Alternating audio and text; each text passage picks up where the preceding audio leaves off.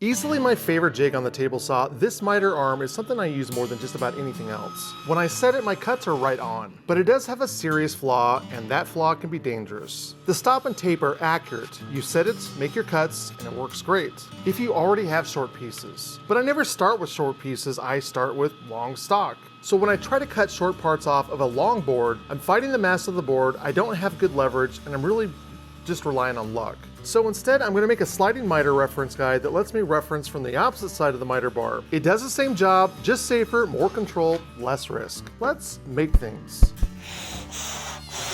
You will need to make the miter bar first, but quickly besides the miter bar, let me run through the materials. You're going to need to have a miter track. This is what a miter gauge can actually slide into it. It's 3/4 in width. This will fit the top of the T-track that we added to the miter bar. I made a piece that fits in the track, as well as a block of wood here that will act as my reference. I've got a hanger bolt. This is 5/16 and a 5/16 nut. And you're gonna want either rubber washers or fiber washers. I recommend going with the fiber. It's gonna be a lot better, as well as some Fender 5/16 inch washers. We want this to attach and lock to our miter bar, so we're gonna use a T-bolt to do that. All the materials will be on the website, everything will be there, so you're not gonna miss out on anything. The first thing that I'll do is I'm gonna place this inside of here.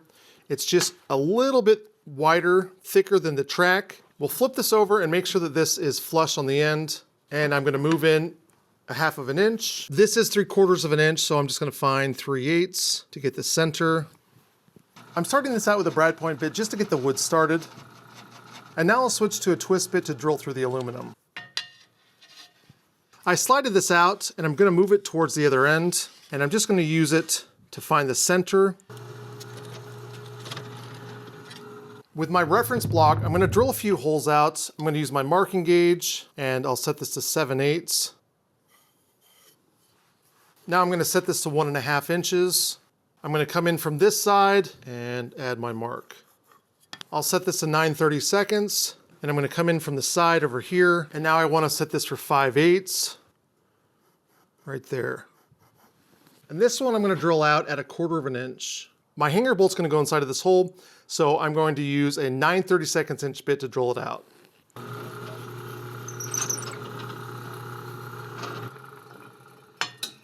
To screw this in, I'm just gonna jam some nuts together.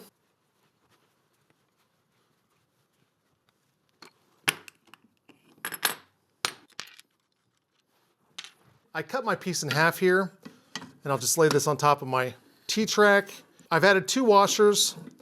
I'll place this on and then add my other washers and the nut on top.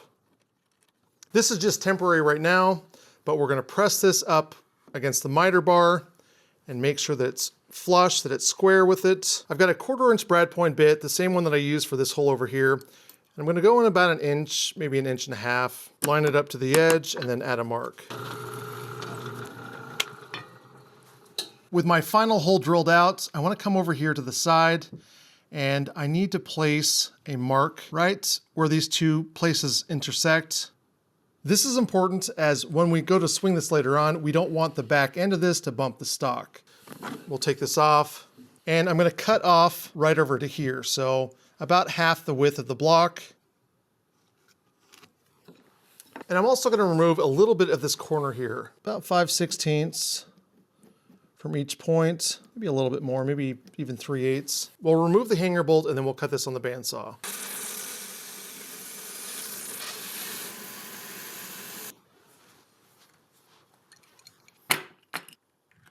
I cut a couple 1-inch dowels. These will fit inside the holes and they'll act as our stops later on. Now to put this together, I'm gonna add a steel washer first, a fiber washer, and then my miter track on top, and then my fiber washer, steel washer, and then the nut. But I wanna add some thread lock to this to make sure that this doesn't move around in the future. Fiber washers compress just a little bit, so I'm snugging this down just tight enough that there's some resistance when you swing it. I'm gonna give this a couple hours before I test it. A full cure takes about 24 hours. With this partially cured, I'm gonna show you what I'm trying to attempt here. When it's time to use this, this will go up against my fence. I place my stock against it, and then now I can move it or pivot it out of the way. The reason that this is important is you never want to make a cut where you trap your cutoff piece between your stop block and the blade. It can give you some kickback and it's dangerous and it'll damage your piece, so it's not worth doing. The reason I use fiber washers is that it stays wherever I place it. So if I place it here, it's not going to move as long as I have enough tension on it. Steel washers really can't work like this because you use a lot of pressure to tighten it down to where you want it, and then in time this will just wear itself out. You'll wear the aluminum down, but the fiber washers don't. They compress and they're really easy on the materials. So what will happen is I'll place this up next to my blade on a tooth, and now I'm ready to figure out exactly how far I want to move it this way. This part here took me a long time to figure out because if I take this off, this is just shy of an inch. It's just a hair off. So it makes it difficult for me to use this edge to gauge how far I need to move this over. So let me put this back. What I finally came up with is to take a block and place it on my miter track here and position it right at the 1. Now I'll move this over. Let's say I want to cut 2 inches off. I'll move this to 3 inches. Now that I'm on my 3-inch mark, I can slide this back over so that it lines up with that 1 again. And then on the other end down here, I'll lock it in place so I can make continuous cuts with this. So what we're gonna do now is we're gonna cut a channel on this that just barely fits over the miter track.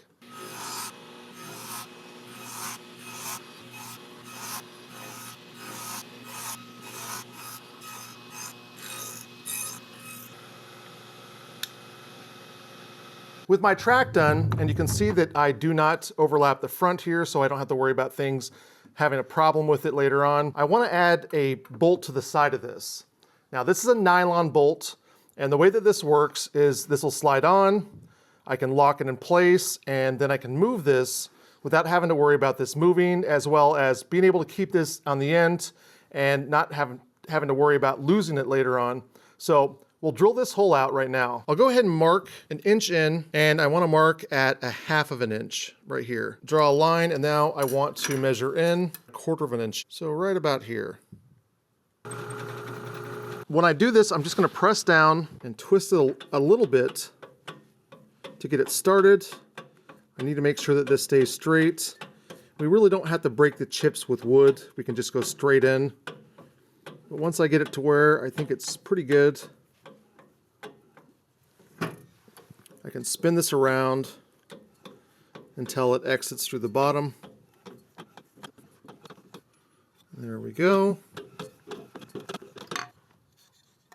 And since this is a long bolt, I'm just going to leave it there and then cut off the end.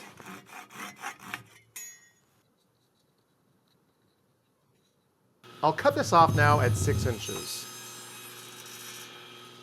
Now what's really nice at this point is I can cut this off anywhere below an inch. Because I am just referencing this first part, it can be 3/4 of an inch, it can be an inch and maybe an eighth, maybe an inch and 1/4, but it doesn't have to be exact. So what I'm gonna do is I'm gonna try to keep it at about an inch.